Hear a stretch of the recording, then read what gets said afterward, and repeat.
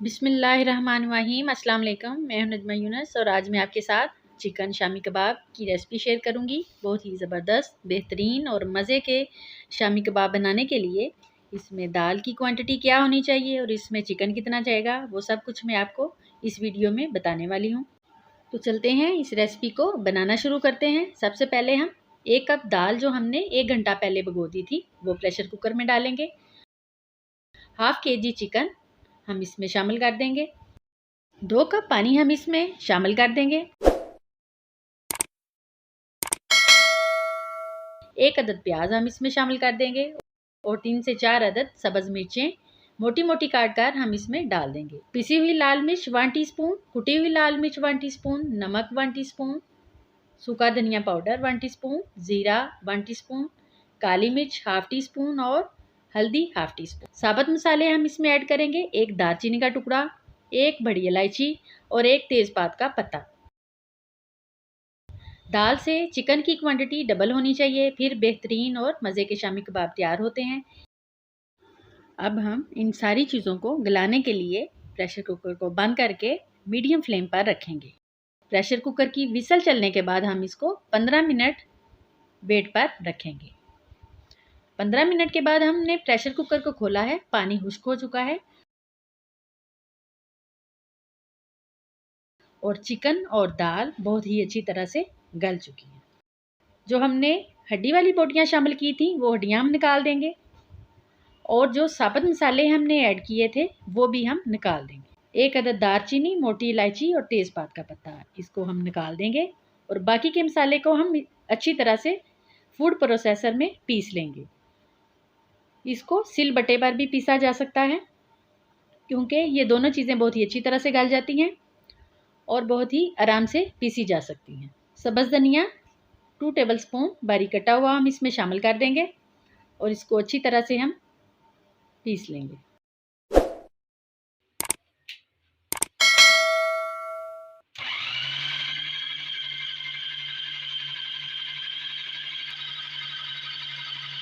तकरीबन 1 मिनट तक ही food processor को चलाने के बाद मसाला बहुत ही अच्छी तरह से पीसा जा चुका है। अब हम शामी कबाब के लिए जो हमने मिक्सचर रेडी किया है उसको 10 मिनट के लिए फ्रिज में रखेंगे और फिर हम इससे शामी कबाब तैयार करेंगे। हाथों को हल्का सा ऑयल लगाकर हम इसे शामी कबाब तैयार करेंगे ताकि ये हाथों को चिपके नहीं।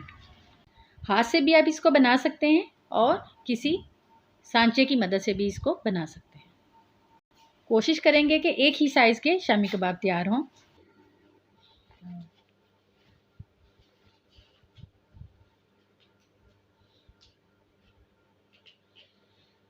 इसी तरह हम सारे शामी कबाब तैयार कर लेंगे।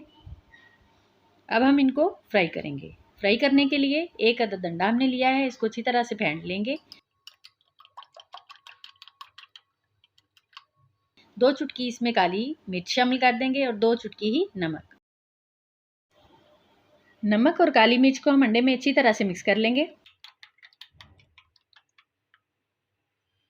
अब हम एक एक शामी कबाब को अंडे में डिप करके फ्राई पैन में रखते जाएंगे। फ्राई पैन में हमने 2 से 3 चम्मच ऑयल डाला है, ज़्यादा नहीं डाला। इसको डीप फ्राई नहीं करेंगे, हम इसको शैलो फ्राई ही करेंगे।